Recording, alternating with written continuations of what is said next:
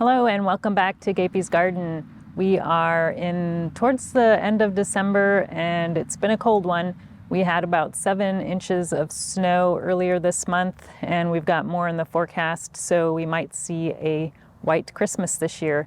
We got down to about 15 degrees, I think, so we were in the teens Fahrenheit, which is pretty cold for this time of year, and the garden did not appreciate it. So I thought I'd walk you around the garden and show you what's still in the ground, what's dead, and just what's going on.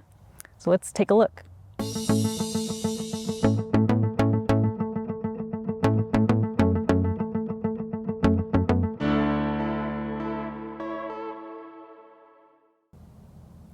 This here is the herb bed, and I'm considering moving it because this time of year this is in 100% shade because it's right up against a fence and the sun never goes above the fence right here.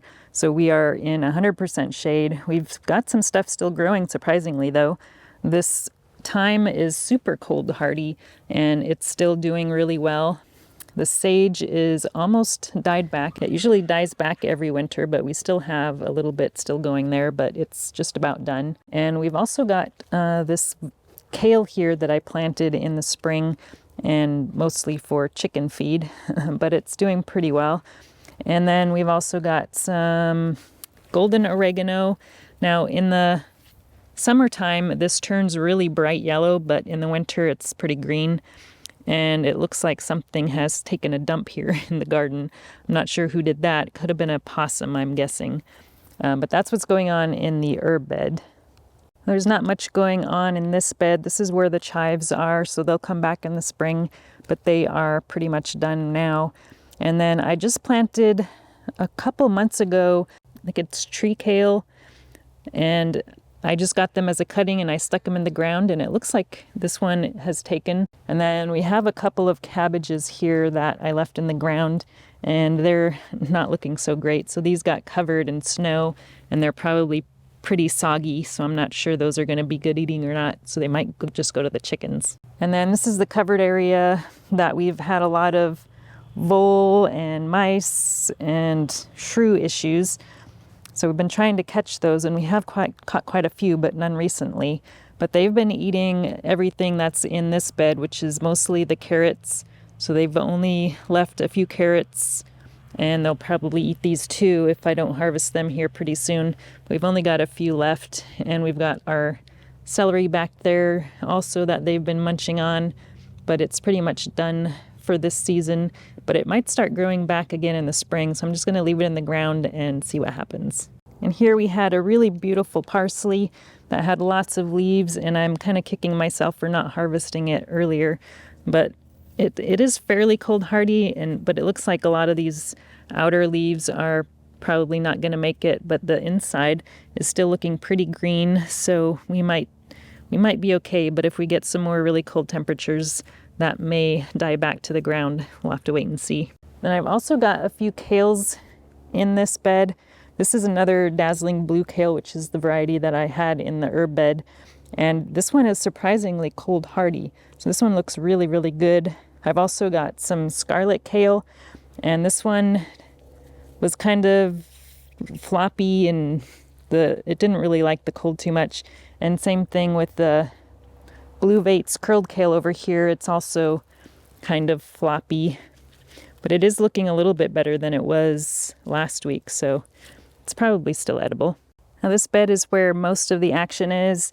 This is the kind of fall and winter green bed that I planted quite a few things.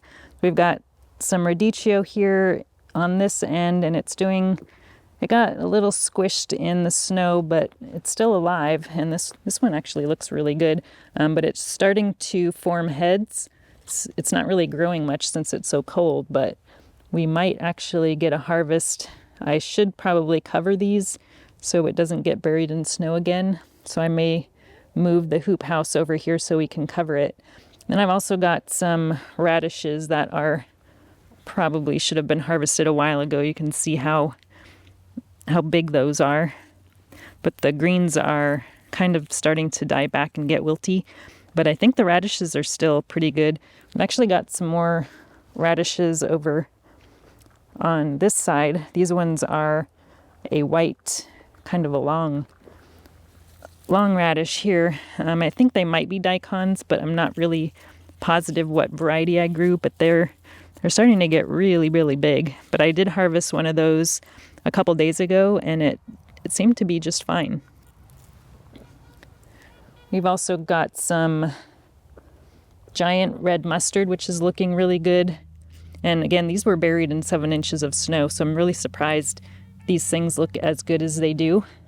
And then we've got a bunch of beets, which I should really harvest here pretty soon and do something with. But we've got some red beets over here and also some golden beets over there. But they're getting really big and really ready to harvest. And then we've also got some leeks that I left in the ground, and they're looking a little bit floppy, but I think they'll still be okay to harvest. But I'll be harvesting these here pretty soon because they'll probably go to flower once it starts warming up. We did have a little bit of snow damage on some of our trees. The apple tree here lost this really big limb from the weight of the snow, and it needs to be pruned anyway, so I guess that helps a little bit. And then we have our fig trees. I've got those wrapped for winter. If you missed my video that I showed where we wrapped those, you can check that out. But this one actually fell completely over from the weight of the snow on top of it. To help hold it up, I used the Texas tomato cages here. So these are really sturdy cages that I use for tomatoes, and this worked perfectly for keeping it straight because without that, it would have just fell right over. I didn't have any problem with the other 2 figs. They're much shorter and more sturdy. So there's that one there. And then we've got our other one back here behind the beehives. And then all the potted figs I have moved over to the garden shed because I wasn't sure if they would survive outside in below freezing temperatures. So they're safe and sound in the shed. Now this here is our in-ground bed, and we've totally covered it with leaf mulch from the front yard. This is mostly maple leaves, and we've had the chickens come around in here mixing it up for us and adding a little bit more fertilizer. So you can see we've got Luna there helping out, and the other ones are busy doing other things in the yard. This is another bed we loaded up with leaf mulch. This is the bed that we have the garlic in.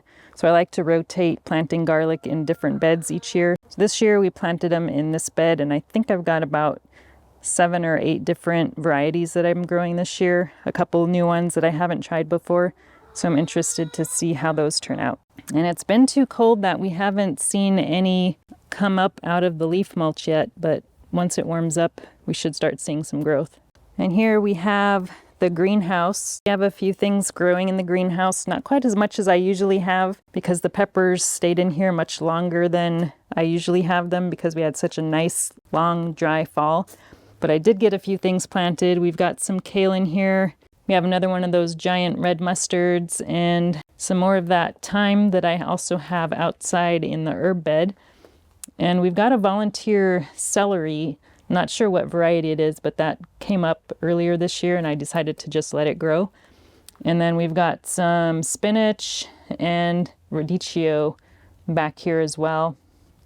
And I do still have some straw mulch in here left over from this summer that just never broke down.